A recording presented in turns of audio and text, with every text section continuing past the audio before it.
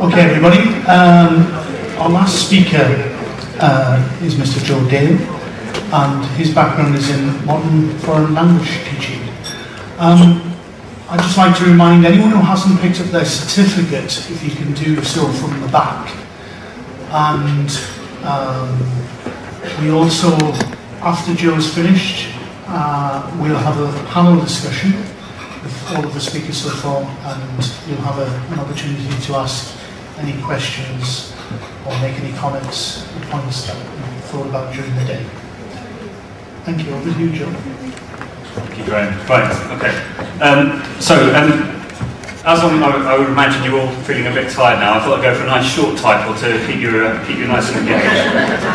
Hopefully the caffeine will be helping as well. If you do feel like snoozing, that's fine, just go to the back, don't snore too loudly. So, anyway, my name's Joe Dale. I taught for 13 years, taught French at secondary school level and at middle school level, so 9 13-year-olds. That's from my background.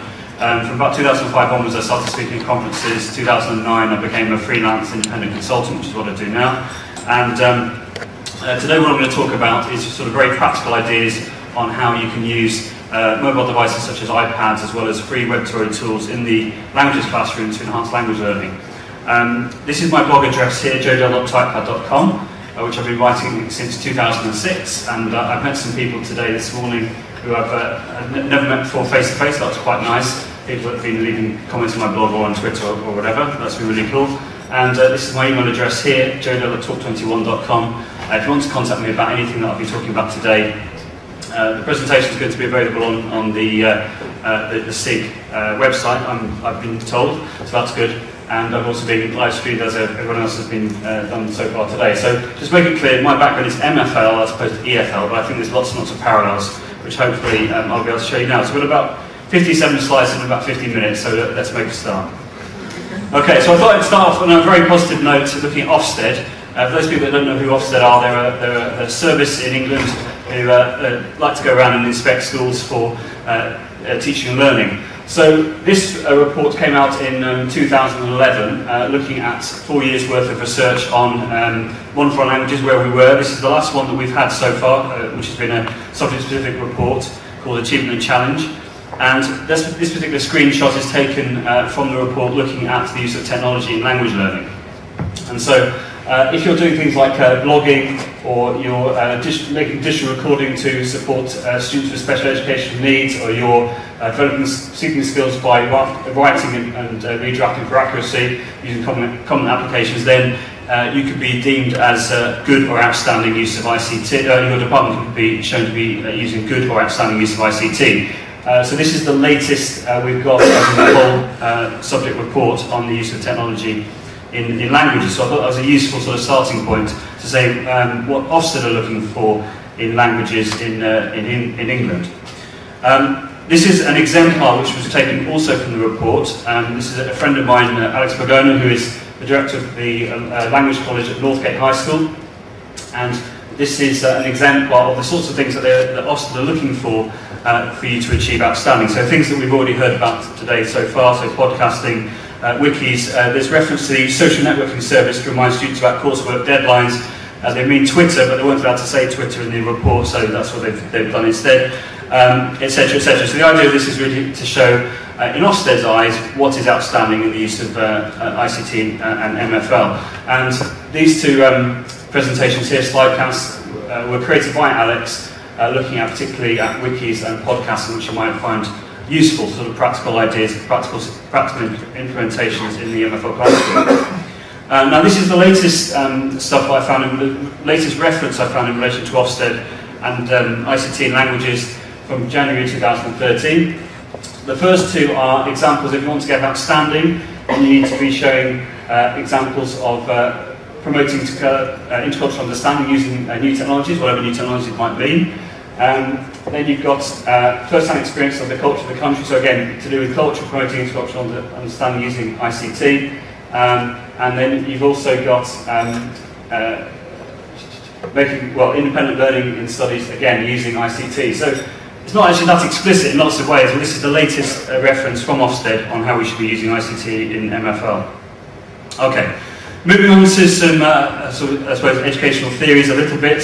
or starting off with anyway. This is where arguably we are at the moment in relation to how we're using technology in the classroom in general, not just the languages classroom. This was produced by Laura Knight, who is Head of Languages in Berkhamsted School in Hertfordshire, and she's also the e-learning director at the school as well.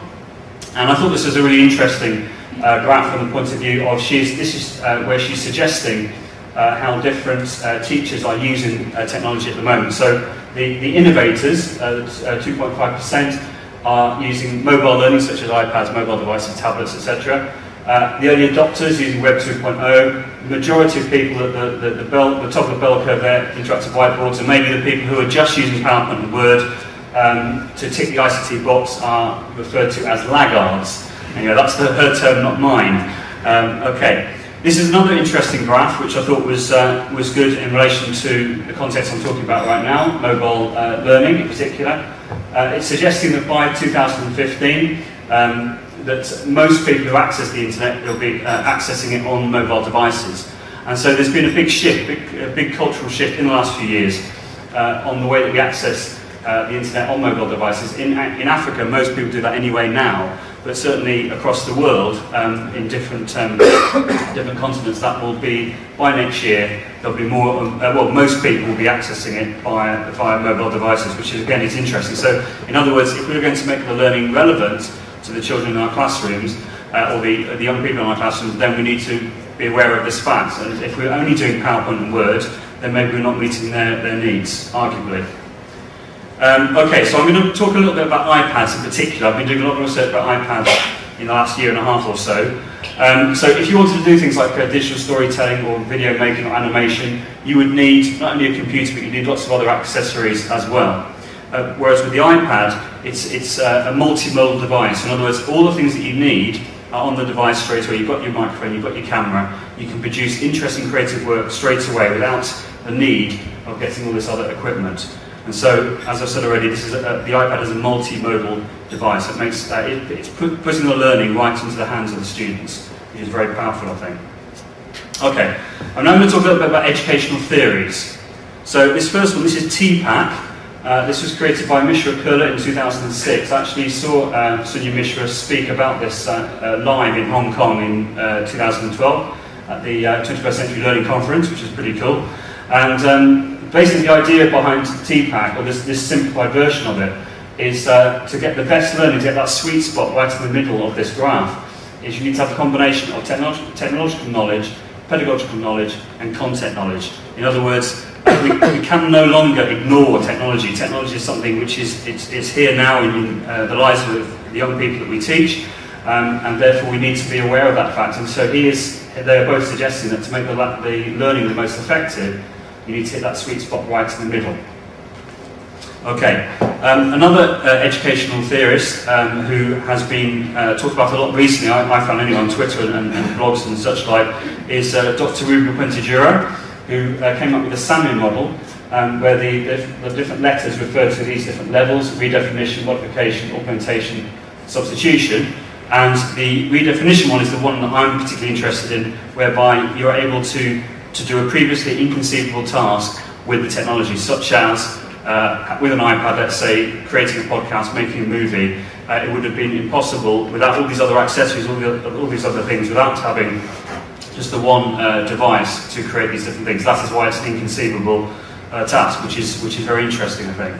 This is actually a video which Dr. Ruben Puente-Jura did quite recently, I believe, when he was in Canada and he was speaking at a conference in Sweden. For one reason or another, he wasn't able to attend the conference. And so what he did was, using the flipped classroom model, as Paul was talking about earlier, he created a video which he was then able to get into play in the actual conference instead of him being able to attend in person. And in that video, he talks about the salmon model and how it relates to use of educational technology in learning. You'll notice as well that underneath lots of these slides are the actual links which I'm referring to. So when you've got the actual presentation online, you'll be able to follow all these links yourself. Now on the right hand side here, this is another video by Mark Anderson, who is ICT Evangelist on Twitter, who's head of ICT at Cleveland School near Bristol. And I'd really encourage you to, if you're into sort of iPads and that sort of stuff, to follow him. He's ICT Evangelist, and he He's very, very generous with his ideas, and he tweets a lot about this sort of stuff, and he does a really good blog on it as well. And that's his video in his own way describing the Salmon model and how it relates to learning using technology. Okay, now there was a report that came out a couple of months ago now from Hull University, which was looking at primary schools and secondary schools in Scotland. I think it was six of each, on their use of iPads.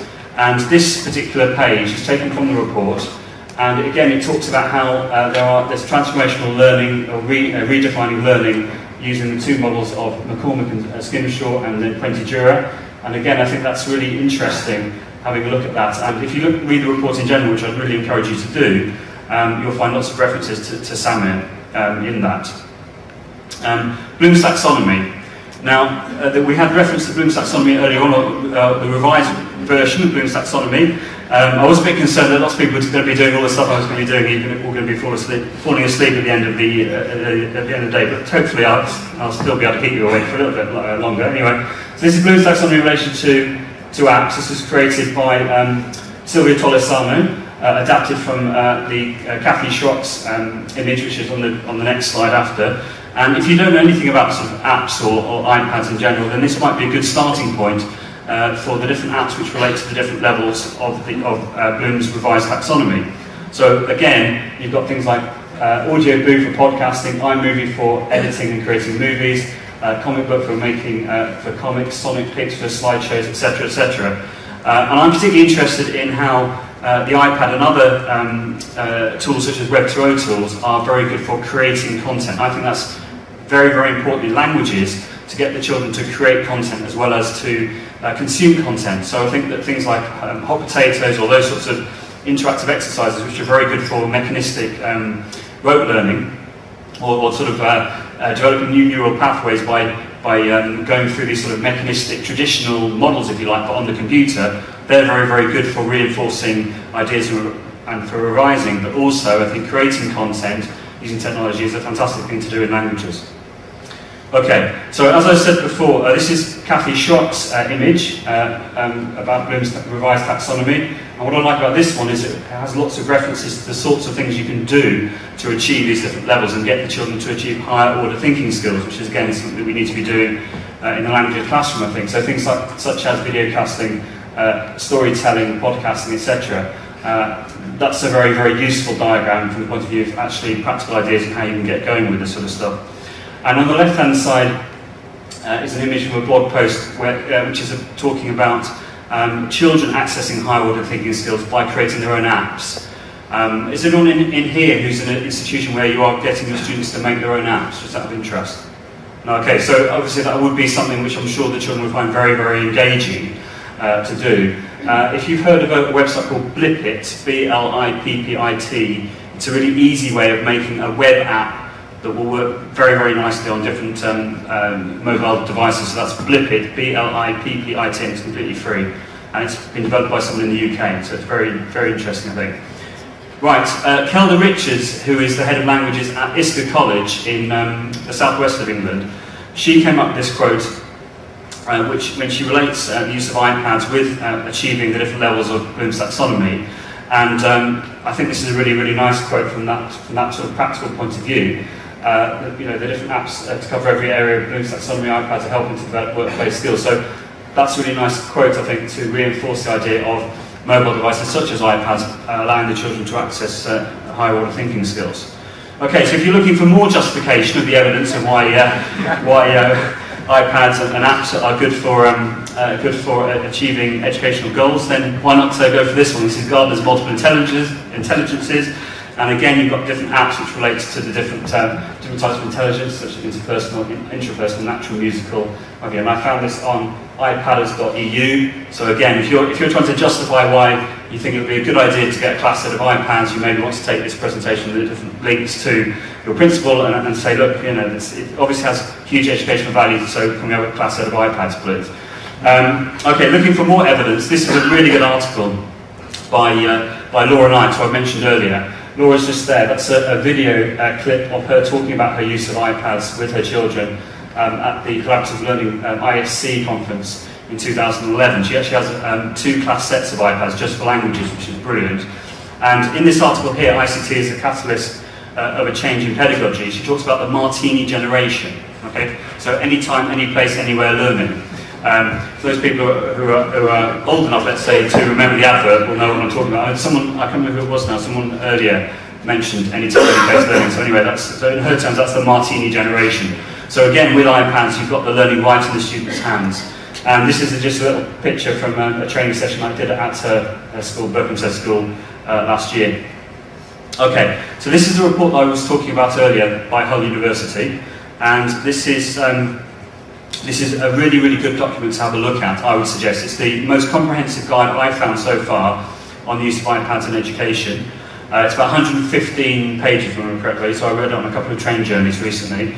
And it's got lots of evidence of why iPads are good. It's got lots of quotes from the learners themselves, from the teachers and from the parents, and it's really well worth having a look at. Okay, if you're looking for more sort of case studies through the use of iPads, then have a look at this one. This is Longfield Academy, iPad case study, which was carried out by NACE, so National Computing Society in England, and this is about 50-odd pages long, and unsurprisingly they found that the use of iPads was producing significant and positive impacts. This is an article written by Merlin John, who's an educational consultant and journalist, who unsurprisingly found that there was a really, really positive effect of the use of iPads in this particular context. Another report, this is the latest report I've been aware of from England. It's only about 20 pages long, and it pulls together lots of research that's been happening about use of iPads in the classroom from all over the world, and it's again well worth having a look at. Okay, if you're not really sure where to start in relation to this sort of thing, then here are a few sort of shortcuts, ideas on that.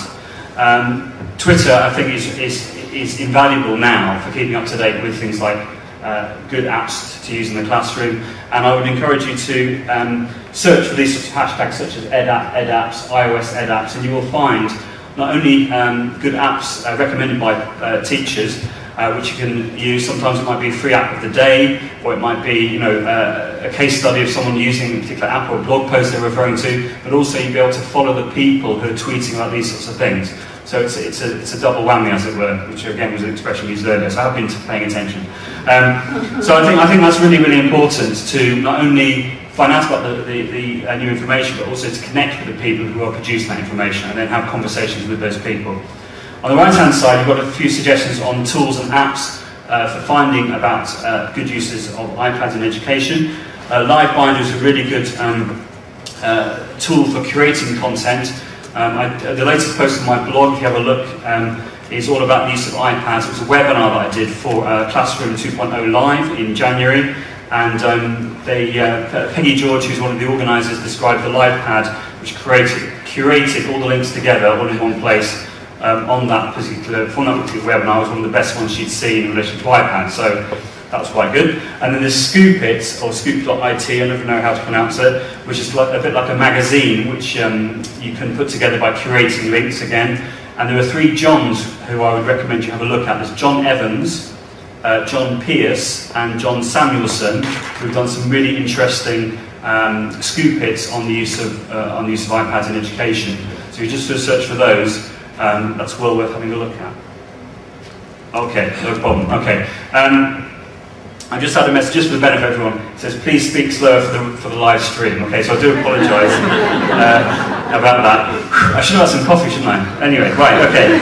So, what was I saying? Right, yeah, okay, so yeah, I'd really recommend having a look at Scoop.it. So that's John Evans, John Pierce, and John Samuelson. Okay? This presentation is going to be made available afterwards, so you'll be able to, and the audio is being recorded as well. So the whole thing's being covered, you'll be fine. Right, so Tweetbot, not Tweetbot, YouTube. YouTube is a really good tool for finding out about using apps or using advanced features of apps, either made by the publisher themselves or by some enthusiast in their classroom or at home saying, look, this app does this, and that's really, really useful, I think. I found that very useful for finding out about how the apps work. Tweetbot and TweetDeck, I already talked about Twitter. Tweetbot is a brilliant app, I think, for the iPad or for the iPod Touch iPhone, and TweetDeck is very good on the PC or on the Mac for organising the streams of information that you receive through the people that you're following on Twitter. And it's just a great way of organising that information. Otherwise, it becomes a bit of noise, really, in lots of ways. If you've got too many people you're following and you're not organising that information. And then Zite is another app which is a bit like Scoop It, so it's like a magazine which has a new issue every day and has lots of stuff about apps and Apple and that sort of thing. Okay. Webinars. I've talked about the one on the right-hand side already. This is the one from Classroom 2.0 Live. On the left-hand side, this is Tech Talk Tuesdays, which is a series of webinars curated by Anne Merchant, who is a secondary school teacher from Australia. And this particular one is by Jenny Ashby, who is a primary teacher from Australia, who is regarded as a sort of an international expert on the use of mobile devices, particularly iPads, iPod Touches. And I'd really recommend you having a look at webinars such as these series of webinars, because you'll learn a great deal, and they're free, and you can just access them either live or through the recorded archive. Again, I'll put all the links to all these at the bottom of each one. So if I am speaking a bit quickly for the live stream, you'll be able to follow them after that. Okay. So you might be thinking, this is all very well, but actually all I'm really interested in is knowing about mobile apps. So here are some of my killer apps. These are the ones that I would really highly recommend. I'm not going to go through every single one, because that would take far too long, and I'm sure that I wouldn't have time to do that. But what I'm going to do is go to the next slide, and this is a wordle of all those apps, plus a few others as well. So there will be a short test at the end, so just... So these are ones which I feel are really, really good for not just learning, but language learning. So there's a lot of emphasis on apps for creating things, such as ebooks or animations or all these other things I've been talking about already, and well worth having a look at, I would suggest. Okay, so if you're looking for one individual resource, ebook, on the use of good apps, this one is fantastic. It's not free, I'm not getting a commission or anything like that, but it's really, really fantastic. It's by Chris Smith, who's known as Shambles Guru, or just Shambles apparently now. I think that's like a nickname anyway. So, a nickname or a nickname anyway. So he lives in the north of Thailand, and he's produced this book called An Educator's iPad, and it's absolutely brilliant on lots of iPad apps that you can use in the classroom, not just in relation to languages, but across the board. Well worth having a look at. Okay, if you're trying to sort of drill down into evaluating the learning potential of different apps, you might find this useful. This is a rubric produced by Silvia Tolosano, who I mentioned earlier with the earlier diagram of Bloom's taxonomy, and she's produced this, which is a way of a checklist of checking if you feel that certain apps relate to things such as Gardner's multiple intelligences or Bloom's taxonomy, etc. Okay, so if you are trying to justify the use of certain apps as opposed to other apps, you might find it useful to use this wholesale or to adapt it for your own educational context and to evaluate the different apps rather than just going out and saying, right, I'd like these 30 apps, and not actually having evaluated each one individually. Okay, now I'm going to talk a bit more about sort of practical uses of mobile devices as well as Web 2.0 tools as well. First of all, we're going to be having a look at QR codes. Does everyone know what a QR code is, I presume? Yeah? Anyone not know what a QR code is? A couple of you. Okay, fair enough. Right. So it is getting late. Anyway, so QR codes. That's an example of a QR code on that image on the right-hand side there on the screen. And it's a 2D barcode. It contains information such as text or a URL. For Christina, who was talking earlier about her colleagues not being able to write down a whole URL, they could always make a QR code and you could just scan it and get it straight on the mobile device. In all seriousness, I know that at primary level, that teachers find QR codes invaluable because of the fact that the children might find it difficult to write down URLs. Therefore, if you just scan it with the mobile device, it goes straight on the device. So that's fantastic. So that particular image, this is a picture which I took myself from an exercise book of David Mitchell, who is in charge of quad blogging. If anyone's heard of quad blogging, and he used to be the assistant head teacher in a primary school in Bolton. He's now a head teacher. I can't remember where he is now, but I'm sure it's somewhere in the northwest. Anyway, what he was talking about in this particular image was the idea of it. You have an exercise book. You get the children to write some text. You then mark it as the teacher. Having marked it, the pupil then creates the best copy, as it were, as a blog post, and then David then created a QR code from that blog post and put it back in the exercise book. So in other words, you are seeing the workings, if you like, of the original version, which is then marked. You've then got the best copy, as it were, as a blog post, and the advantage of doing that is that you're publishing to a real audience. You get the opportunity of comments from other people. Obviously, those comments will be moderated, particularly in a primary context. But he talked about this idea of making his exercise books 4D. In other words, that fourth dimension is the link between the physical to the virtual, which I just thought was a really interesting idea. And there were lots of really creative ideas on the use of QR codes, which I'm seeing all the time on Twitter and elsewhere.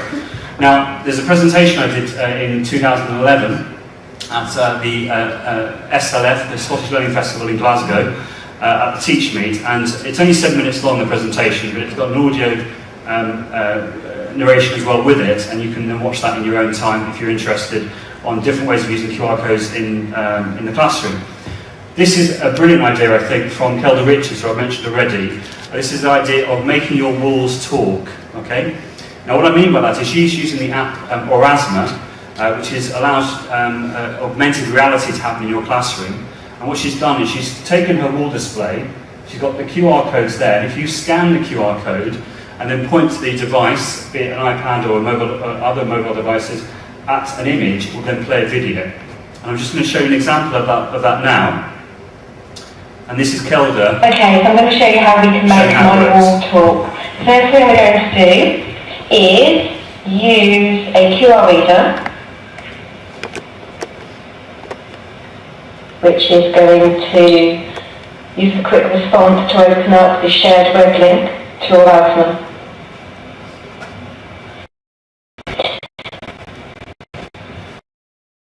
It takes a few minutes, hopefully not a few minutes, for your order to be shared, and then it will open up the next video.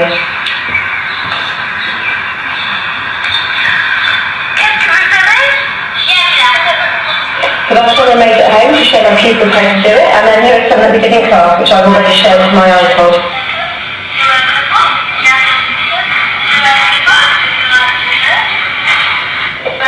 And we're going to survey that we did.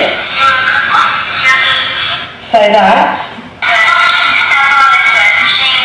you have the survey open up on a graph.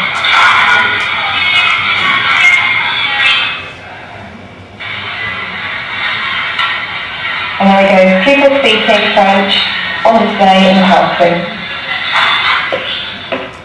Okay, so in other words, she's able to provide evidence of the children speaking through this static display using the app Orasma. Has anyone used Orasma here?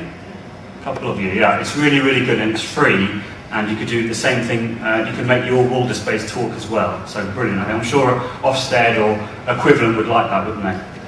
Okay, some other ideas on the use of QR codes. My friend Alex Blagona, who I mentioned already, he was getting the children to write about how to form the perfect tense in their exercise book, so quite a traditional activity. What made it a bit more, a bit more interesting, or using technology anyway, was having a QR code which linked to a YouTube clip of another languages department who were then describing how to form the perfect tense. In other words, they had distance learning opportunities. The children had the opportunity to scan the QR code for them to be then more independent in their revision, if you like. So we were having a discussion about this on Twitter, and I said, that's a really nice idea, Alex, but have you thought about the idea of using the free app Show Me? And this was an inspiration by Wes Fryer. Those people that know Wes Fryer, or W Fryer on Twitter. He was the person that introduced me to this sort of idea of creating a screencast using Show Me. I mean, I've known about making screencasts for a long time, but using Show Me, it's quite a nice idea. You can create a screencast, it then uploads onto your account, and you can get then a private URL, turn that into a QR code, and then again, it's then in the children's exercise book as a distance learning opportunity. So immediately, Alex downloaded Show Me and created a grammar a grammar video, should I say, describing how to form this and that, so say in French. And I also talked about this in an article in The Guardian in November last year, when about 5 or 6 of us were asked to produce little short articles on the use of technology in languages and I wrote about using QR codes in this way because I thought it would be a good thing. So now I'm going to show you Alex's video, which he recorded there and then on his sofa, which you can almost tell, probably quite late in the evening, and here it is. Okay, here's the deal. You've got 4 words to say this. You've got so, you've got set, you've got set, and you've got say. Now you use the word so in front of nouns that are masculine. You use the word set also in front of words that are masculine, but at the start with a vowel.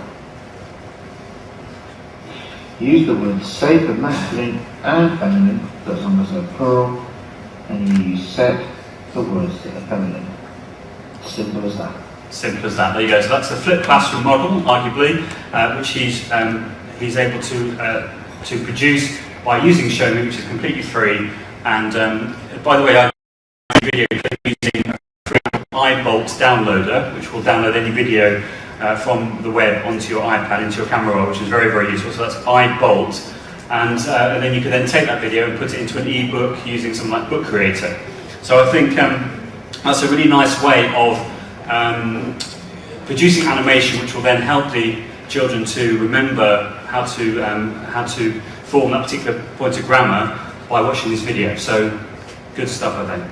Okay, and then just to finish off with, again, referring to Wes Fryer, he produced this graphic, which I thought was fantastic, on different ways you can use iPads in education, not just in languages, but I think a lot of those relate very much to language learning. So things like podcasting, creating ebooks, screencasting, interactive writing, etc. And these are 2 slideshows from Silvia Tolosano again on transformative use of the iPad. So that's sort of mobile devices. And now we're going to look a bit more at Web 2.0 tools in particular, okay? Because you might be thinking to yourself, well, I haven't got iPads, this is all irrelevant to me. But so hopefully this bit will be a bit more relevant if you're in that context. Okay.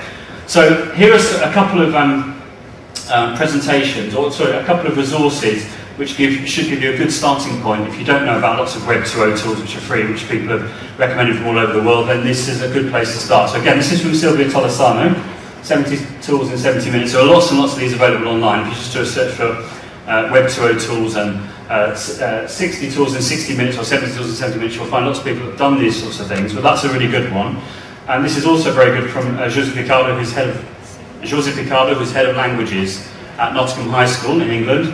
And he updates this all the time. He's an A to Z of internet resources. So for each letter of the alphabet, he has different tools which he recommends. He updates that quite regularly. So again, that's a good starting point, I think. Again, here is a list of some of my favourites. I made this a while ago, and I've noticed that Posters, for example, that's coming to an end at the end of this month. And Google Reader I've got there as well, which is also finishing in July. Those people that don't know that, sorry to break you that sad news. And yeah, there you go. So if you don't know where to start again, have a look at some of these. These are tried and tested by language teachers from all over the world. Okay, I'm now going to drill down into some sort of specific tools, Web 2.0 tools, which maybe you haven't heard of, haven't thought about using in languages. Domo Animate is a free tool for promoting writing, so we're creating a role play, flash-based role play, which is really, really nice. It won't work on the iPad unless you use the Rover app because it needs Flash. So that works really, really nicely. And here are some examples of how language teachers from the UK are using them. Again, José Picado I've talked about already. He's written a blog post giving an example from his students, and there's lots of them available on the Nottingham High School website as well, on different examples of Domo animations that his children have produced.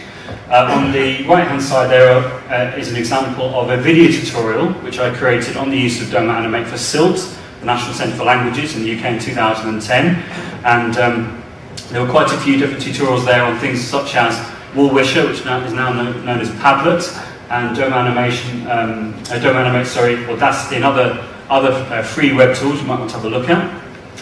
Animoto is a free tool for creating cool-looking slideshows, which combines different multimedia elements such as images, video, audio.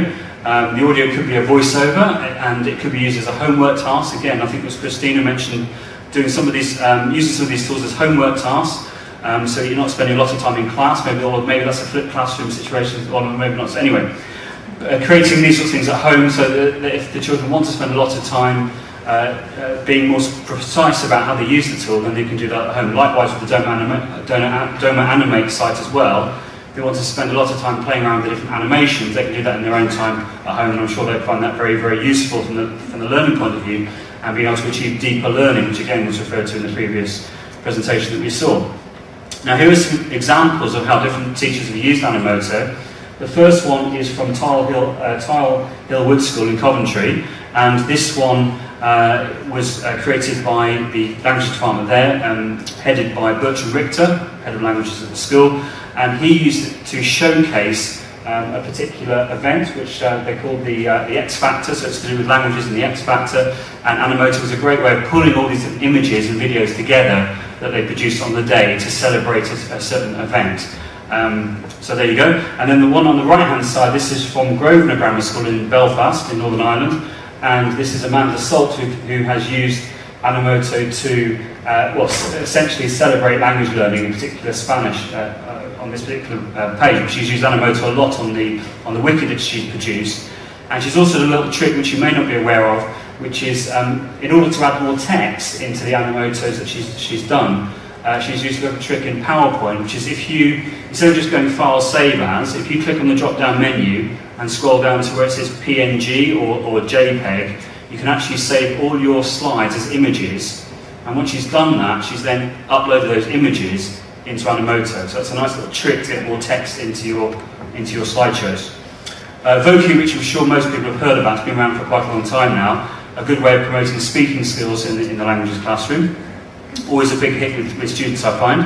And again, here are some examples of people writing blog posts. This one is by Claire Hampson, who's in Thirst High School in Yorkshire. And again, Jose has written a blog post, very useful actually using Voki in a blogging sequence of 3 lessons. So he's actually breaking it down into like lesson plans, if you like, and how to use this practically in the classroom. So very, very useful, and all these resources are absolutely free. Toondoo, great way of creating cartoons, good for languages. Also, if you're not just teaching English, if you're teaching, say, Mandarin, Chinese, or Japanese, it will accept non-European scripts, which I found very useful when, for example, I was in Australia recently, and there were lots and lots of Mandarin, Chinese, and Mandarin, Chinese, and Japanese teachers that I was training, and we could use Toondoo, whereas some sites such as Domo Animate don't allow you to have any other scripts apart from European scripts, which is frustrating. And again, an example from a French teacher she's now a PGCE lecturer actually in York, but this is when she was in the classroom, using Toondoo to promote writing skills in French. Okay, Storybird, again, a fantastic way of of producing storybooks using professionally produced artwork. And if you do a search for MFL Storybirds, you'll find a wiki which has been put together by Fiona Joyce, who's known as Wizened Crone on Twitter. Wizened Crone, which is one of my favourite usernames that there is. And she has asked people within this group I'm part of to send her storybirds in different languages, which she's created all together into this wiki called MFL Storybirds Wiki. Okay? And again, this is an example from Sarah Garnitz, head of languages in a school in Reading, Chiltern Edge School, who was doing a storybird with her Year 7s describing my family. So again, if you don't know about this tool, it's a really good one for promoting writing. Now, I've mentioned Twitter quite a lot recently. In February, I wrote an article for The Guardian Teaching Network, all about this group of this group of teachers, language teachers, who like to share ideas with each other on a daily basis, called the MFL Twitterati. Okay. Now, the MFL Twitterati, I spoke at a conference, the 8 Planet Conference in Istanbul in September, and I spoke all about the MFL Twitterati. But if you want to like a small sort of thumbnail of all that information, have a look at that. It talks about the roots of the MFL Twitterati and the impact of those people who are part of the community in the classroom. Talking about that in more specifics, if you have a look at a recent blog post I wrote here on my blog, then you'll find a 1-hour podcast whereby I was talking with John Johnson and David Noble, who do the EduTalk podcast, which you may be aware of, and it was all talking about the use of ICT for improving professional development and the impact in the classroom. And it's all there for you to have a listen if you want to know more about the MFL Twitterati. And I was also shortlisted for an Impact Award through NACE for a curriculum support service. I didn't get it, unfortunately, but it was very, very nice to be nominated.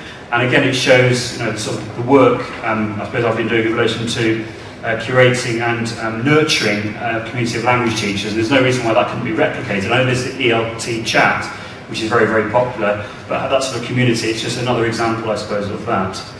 And I actually, as part of the evidence that I needed for this NACE award, I needed to ask people, provide evidence of the impact of what I was doing in the classroom. So I asked this question on Twitter, and what is the impact of the MFL Twitterati on your practice? And this is what was produced. I put all the tweets together and put it into a Wordle, and you can see that one of the biggest words is students, which shows that most people, the impact is on the students, which is what it should be. So that was really cool. And more specifically, I know this is getting quite late now, and you probably don't want to be reading all this text on this PowerPoint, but if you have a look at it later on the website, you'll be able to see that these are sort of the main points which I condensed from all the tweets that came in. And you can see things like, for example, that the teachers who are part of the MFL Twitterati feel that they are now delivering more engaging and effective lessons by trying out new strategies which in turn are motivating their pupils, improving attainment and encourage them to produce more creative outcomes. So this is all really, really good stuff, basically. So if you want to know more about this, then just have a look at some of these links I've referred to. If you're not into Twitter at all, just put your hands up if you're not on Twitter in here. Interesting. So most people are in this room, which is unsurprising, but that's great. Now, if you want to go along to this site, which is the MFL Times Daily, which is produced through the paper.li website. So what I did was I created an account on Twitter called MFL Times. It then creates this newspaper every day through the links of the people who are following this account. And so on a daily basis, you can get this new newspaper, and you can get emailed when the new issue is published about the use of language-related stories from all over the world. So that's really, really interesting, I would say. And I'm sure there are similar ones for ELT, but for MFL, this is brilliant. And it came up as an experiment. It's absolutely free, and you don't need to be Twitter to access it. You don't need to be on Twitter to access it. You just need to subscribe or just visit it every day if you're interested. So it's a nice sort of one-stop shop for good stories which have been found via Twitter.